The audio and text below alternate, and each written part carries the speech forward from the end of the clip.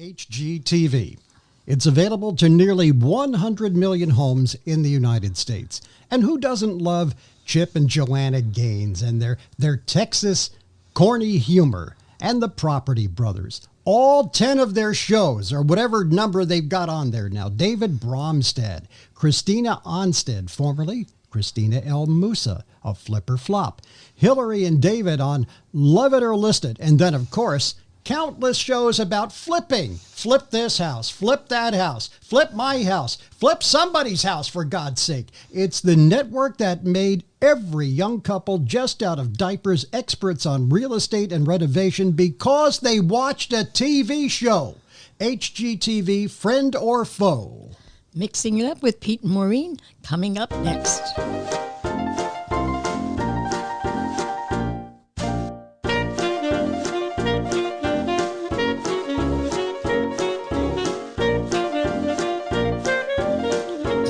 Well, hi there. I'm Pete. And I'm Maureen. And we are baby boomers. We are a married couple. We are married over 40 years. And we are basically senior citizens with opinions and microphones. And we're not afraid to use them, folks. And we're talking this time about HGTV, which I think is House and Garden Television. Now, we have to tell you that as we are recording this podcast, we are maybe a week away from listing our home of 35 years for sale. And believe you me, I am ready, Maureen, for those HGTV wacko viewers to come in here and start picking apart everything in the house. Oh, I'm terrified of that.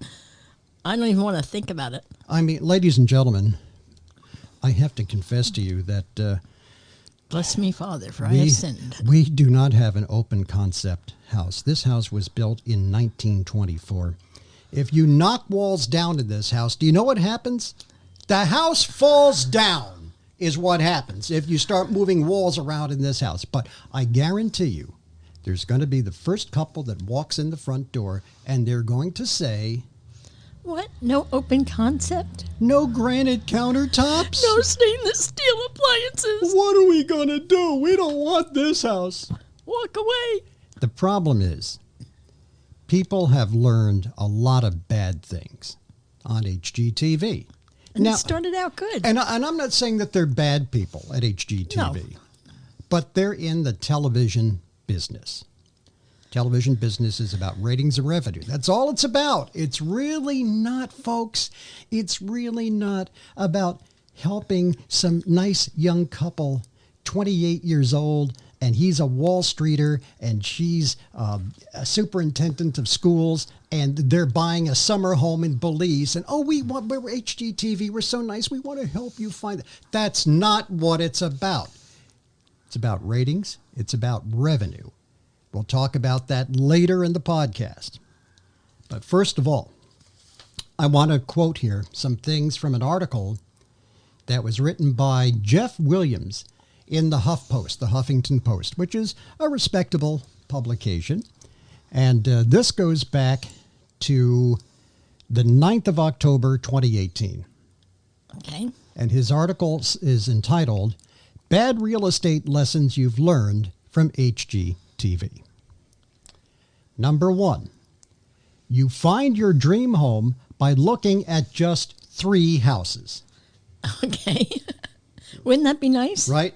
And they always have these cutesy names for these houses, you know, the star house, because there's a big star on the front, or the creepy haunted house.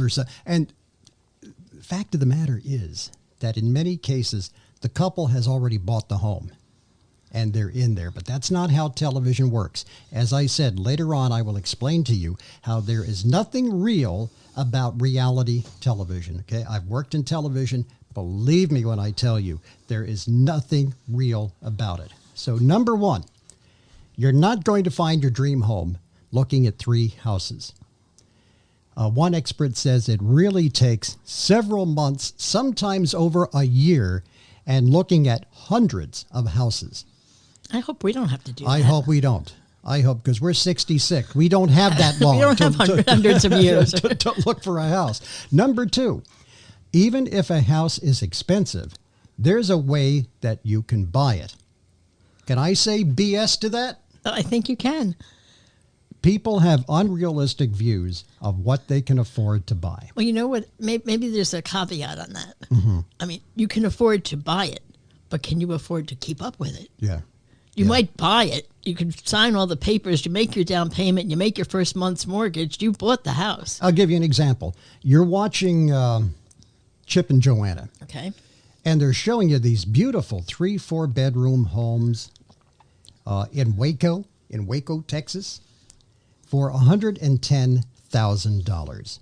Do you know, those of you that live here in New Jersey, you know what $110,000 will buy you in New Jersey. In Italian, we say "ragazzi." Okay? That's what it's going to buy you. It's going to buy you a house that is falling around, around your knees, and you're going to have to come up with $100,000 to renovate the damn thing. You'll be lucky if you get a piece of land for $100,000. Yeah. So that's an unrealistic expectation. You look for a house here in New Jersey, that $100,000 house down there in Waco is going to run you maybe $400,000 here for the same thing in the New York metropolitan area. Point number 3 that Mr. Williams makes in his article, I love this. If faucets and countertops aren't up to snuff, you should walk away. Oh, gee. Damn it. I wanted a Moen faucet, and they don't have it. They've got an American standard. I don't want the house. Well, the whole house is crap then because of no good faucets. He points out that HGTV is entertaining, but they create the idea that a property needs to be perfect to sell. There is a woman named Karen Sala. She's with Coldwell Banker. And she says that buyers need to look beyond the superficial things like countertops and stainless steel appliances. These things can be purchased later when you buy the house. It's cost effective. It's not going to bankrupt you. The quote that she had was, "Buyers are all flash and no structure anymore." They're more concerned about countertops and cabinets than they are about the aging HVAC system that doesn't work, or that the house needs a boiler. Okay, but that's not fun, and you can't see that. No, if you put the money into boilers, boilers are not sexy on television. No. Let's see. Point number 4: fixing up a home can be done quickly. Again, if you've ever had work done on your house, you know this is a fallacy. Julie Eaton of Eaton Realty Advisors in Kentucky says it'll take you 3 times as long as the contractor quoted. Buying the worst house on a good block, in her opinion, is the stupidest thing she's ever heard. Now, I've always heard that was a good thing to do. Yeah, I have. Well, there are some people on that channel that espouse that idea. We buy the worst house on the best block. But yeah, then you put $100,000 in renovations into it. And very often when you're picking it up on television, those renovations have already been underway for 6 months. It's not, the spade going into the ground for the first time. But they also pile on the amount of workers. I mean, if Yes. you or I are selling a house, you get a contractor, he's got maybe 1 or 2 guys working with him, and they're going to take what they're going to take. When they're doing it for the TV show, they say 6 weeks, 8 weeks, and they bring 20 guys. They have an army. And they have an army. So, I mean, maybe it does get done faster on TV. This was her point. She said, when you see it on television, the permits, the contractors, the supplies are already lined up and the job is committed. Right. Not everyone, she points out, is cut out to buy or flip a property to turn it from poop into gold. On TV, they do it in 90 days. All these TV shows, they have a 90-day project. And somewhere along the line, the contractor comes in and he goes, "Well, we ran into a problem. I like your voices. I don't know how to tell you this, but you're not going to like me." "Well, you're the contractor. Go ahead and tell us what the problem is." "Well, all the electricity in the house is shot. You got knob and tube wiring, and it's all got to come out. So it's going to cost you $12,000 to replace the panel and the knob and tube. Well, gee, I'm sorry, Roger and Janet, but it looks like you're not getting that playroom that your husband wanted. This is the way this stuff goes down. Right. And this is going to happen to a lot of people that are trying to do a flip. I mean, look at your mom's house. We sold Maureen's mom's house. My mother-in-law passed away several years ago, and we were a part owner of the house that she left behind. We sold that house over a year ago. The guy who bought the house ran out of money, apparently. He was a flipper. Right. And it looks like the guy ran out of money because all of a sudden, all the work on the house came to a stop. And the house has been empty now for, about 14 months? Maybe about a year. About a year. And there's not, and now the neighbors who live around it are all like, what's going on? What's going on with the house? What's going on? And they're asking us like we should know. They're asking like we should know. We sold the house. Sorry, folks, we're out of there. God bless and good luck. So this woman says not everybody is cut out to flip or buy and flip a property. You're certainly not going to do it in 90 days. It could go over a year if you have a small crew. And in some cases, a contractor is going to take your deposit and skip town. Well, they have had incidents of things like that on some of the shows. Yeah. That Flipping Vegas, I think. Flipping Las Vegas. Flipping Las Vegas. But Wait a minute, I got to do my big finish. Flipping Las Vegas. Thank you very much. Thank you. Pete has left the building. Thank you. All right. Now I lost my train of thought.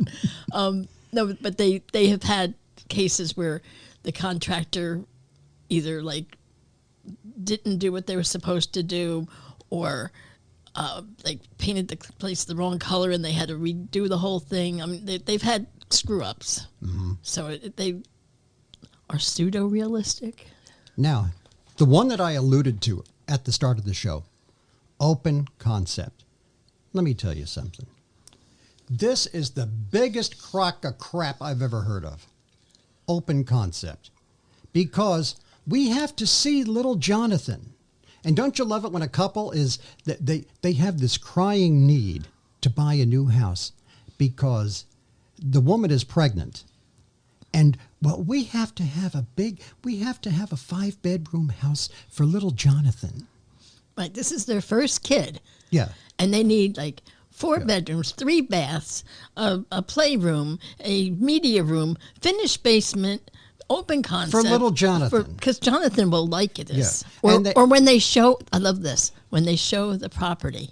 Oh, Jonathan's going to like this. Yeah. The kid is like 1 year old. Jonathan is in the womb yet. Jonathan, do you like it? Looks fine to me. Can't wait to get out and have a look at it, Mom. And then they have to see the kid everywhere, wherever the kid is in the house. Helicopter parents. They got to be looking at the kid. Where's the kid?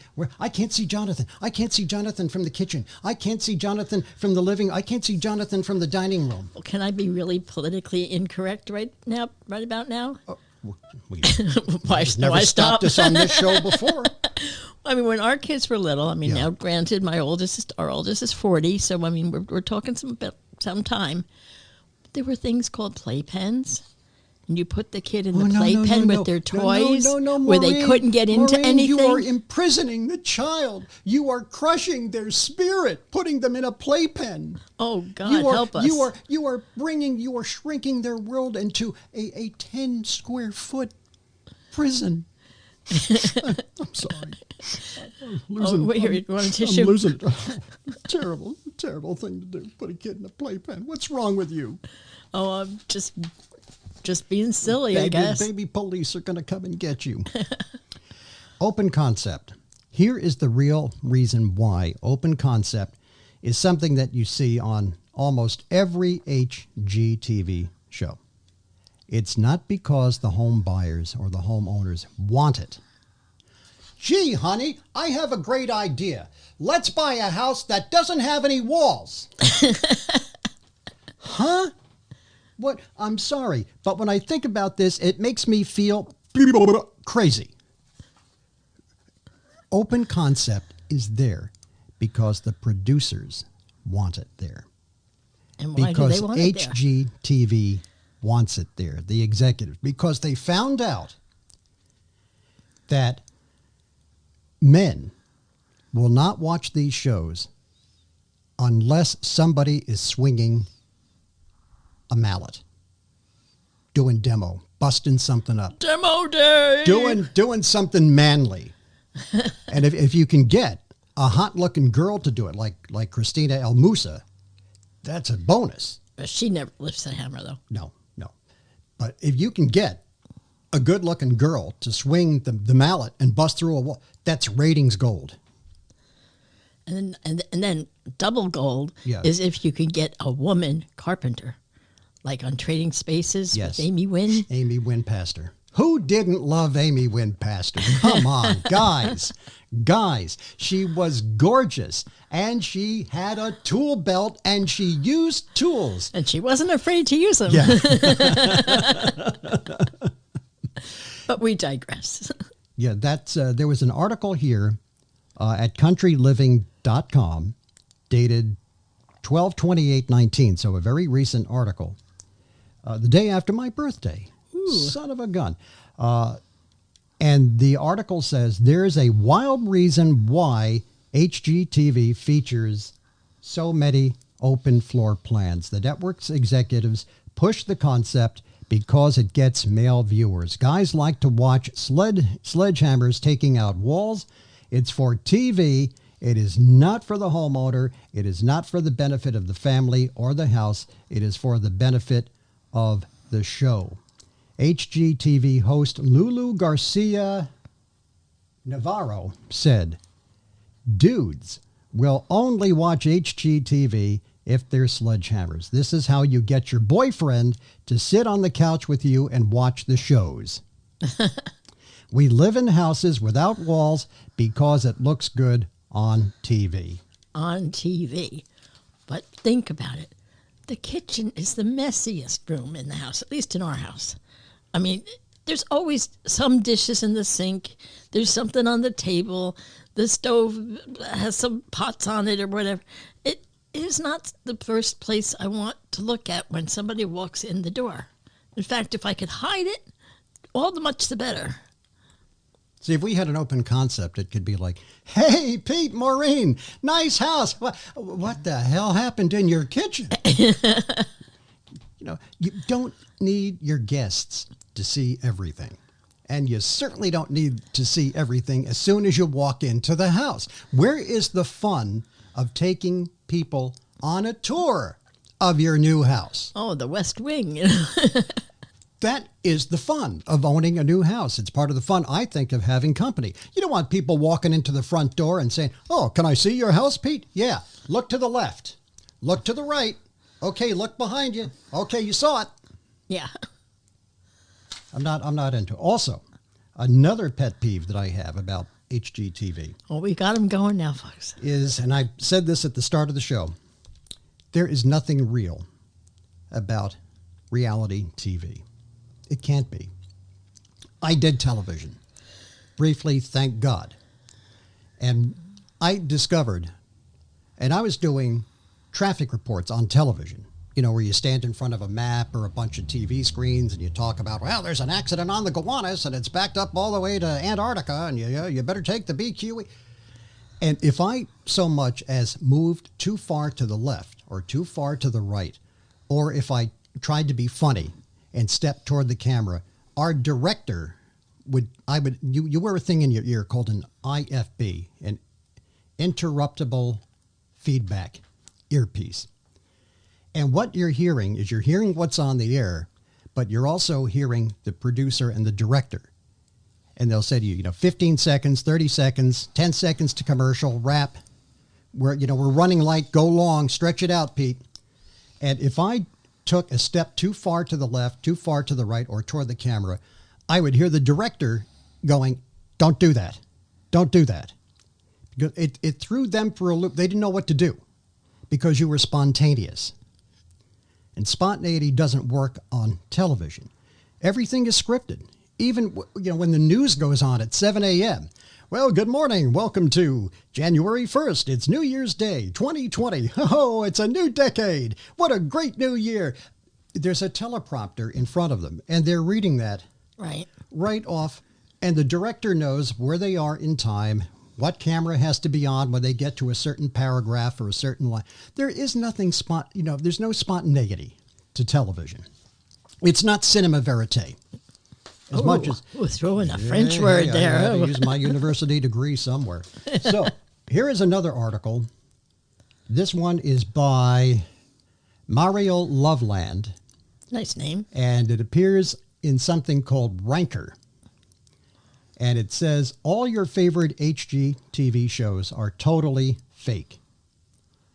And they talk about HGTV behind the scenes is a place where people are left with empty houses and actors playing realtors. These HGTV facts about the network's home makeover shows are disillusioning, but it's time to burst the reality TV bubble. House Hunters, it says, is totally fake. House Hunters invites viewers along on a journey as would-be homeowners search for the perfect pad. The reality is, most of these people have already found their dream home before HGTV steps in. To keep things moving along with production, HGTV seeks out families that are far along in the house hunting process.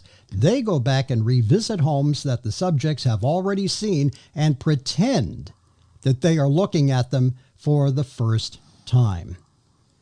HGTV can leave homeowners in half-finished homes on Love It or List It. The show only pays for 50% of the work that they do on your house. It is not a freebie. The producer... Well, no, it's not a freebie because the homeowner sets the budget. And the producers do what they want for TV and don't really respect the homeowner's wishes. They shoot a bunch of episodes in one market at a time, so they use one set of contractors for all of the homes. If they get behind on the work on a given home, they pretend that the work is done so that they can wrap up the episode, and they take the crew and move to the next house. You then are left in an unfurnished renovation until the whole set of episodes is finished, and the crew can't get back to you if they do at all.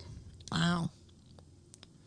Let's see. I'm sorry to hear that. Now, this one you knew. You don't get to keep the furniture on Fixer Upper. Right. Well, and I think on a lot of them. You have to buy it. Yeah. And that's another thing. I would tell people, I would tell Chip and Joanna Gaines, I really don't need all the fancy stuff that you brought into my, you know what, invest it in structure. Invest it in structure. Invest it in improving the house. I really don't need to spend a lot of money on making it look pretty. I can do that when you guys leave. Now, I get it. They got to make it. It's got to look good for TV. That reveal. It's got to be pretty and all like that. But again, with all of these shows, a lot of the budget that is, spent is on the furnishings afterwards. And if it was me and money was tight, I'd be like, you know what? Do the walls, do the floors, do that kind of stuff. And don't worry about furnishing it. But they won't do that because then they don't have their pretty picture at the end. House Hunters is another one. Most reality TV shows involve some fudging on the production side. But some of the homes featured on House Hunters aren't even for sale.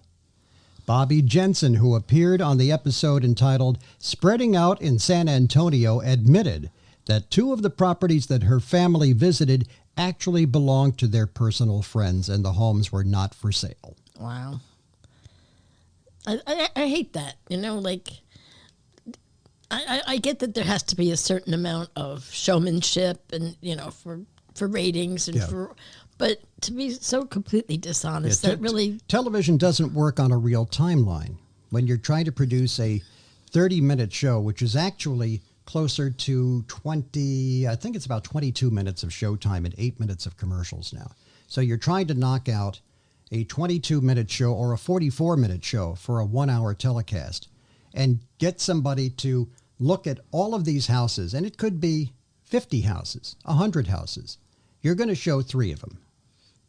And that's okay. That You have to compress time. right. That doesn't bother me. But the actual deceit of seeing a friend's house, that I have a problem with. Well, see, the thing is that the viewer doesn't know that it's a friend's house. No, I know, but that's why I have the problem. Yeah. Is that it's an out and out deception. The other thing I have a problem with is the wonky math, I'll call it, on these shows. They'll do, okay, like Love It or List It. Well, before renovations, your house is worth $300,000. You've put $100,000 of renovations into this, and here is the new appraisal price for your house, $425,000. That's an increase. That sounds a little weird to me. That's an increase of $125,000. But it's not. Because you have laid out $100,000 of that out of your pocket. All you're really gaining is a $25,000 bump up, not $125,000. Could that be voodoo math? It's the new math. Common Core. So I guess you have figured out that we are not big fans of HGTV. We were at one time. It's entertaining. I got to say. I mean, I still watch it. It's entertaining. And if you got a day to kill and you want to sit back and binge with a bag of popcorn and a couple of cans of Diet Coke or something, hey, knock yourself out. But understand that the emperor has no clothes. The emperor really has no clothes. And again, I'm not saying that they're bad people. They're just making good television. They're making good television. They're doing a job, and they do a damn good job. But understand that there's a lot of smoke and mirrors going on there that maybe you didn't know about. And, of course, we, as soon-to-be house listers, are going to be dealing with all of these wackos now that they're going to bring in here and tell us about. You don't have the open concept. You don't have it. I came into your house and then there were walls. There were walls to the left, to the right. I looked straight ahead and I saw kitchen tile. Kitchen tile. Can I have the sound effect, please? There's the sound effect. Takes a second for it to reset. So anyway, that's what we're going into. That is our show on HGTV. Do you have anything else that you want to say? Nope, I think that's good. Yeah, I think we should probably call our lawyers. Hey, listen, we hope you had a great Christmas and a great Hanukkah, and we are actually recording this show on New Year's Eve at 9. We actually started recording, I guess, at about 8:30 tonight, which shows you what kind party animals we are. Party animals Maureen and I are. Hey, it's New Year's Eve. Let's go out and have a party. No, Pete and Maureen are at the house doing a podcast, you see. But we've got Bailey's. We got Bailey's. We each have a cup of Bailey's Irish Cream tonight. So from Maureen and I to all of our listeners out there, we want to say Happy New Year. Hope you have a great year. And write to us, for heaven's sake. Pete and Maureen podcast at gmail.com. We'll get it done. Yahoo. No, it's Gmail. Is it Gmail now? It's Gmail. You switched it? I checked. It's Gmail. Well, I'll tell you, send one to Yahoo and send one to Gmail. One of these days we're going to get this right. Yeah, I don't know how I screwed this up. I don't know, because you said it was Yahoo. I set up all this stuff before we started, with the graphics and everything for the podcast and the format, and I set up the email accounts, and now I'm not sure if I did it on Gmail or Yahoo. Or, if you know us personally, you can just go on our Facebook page and, sound off there. So that's that. We're out of here, folks. Where's my music? Boy, oh boy, oh boy. Who do I have to not pay this week here? I'm Pete. I'm Maureen. And we'll see you on our next podcast. God bless you. Happy New Year.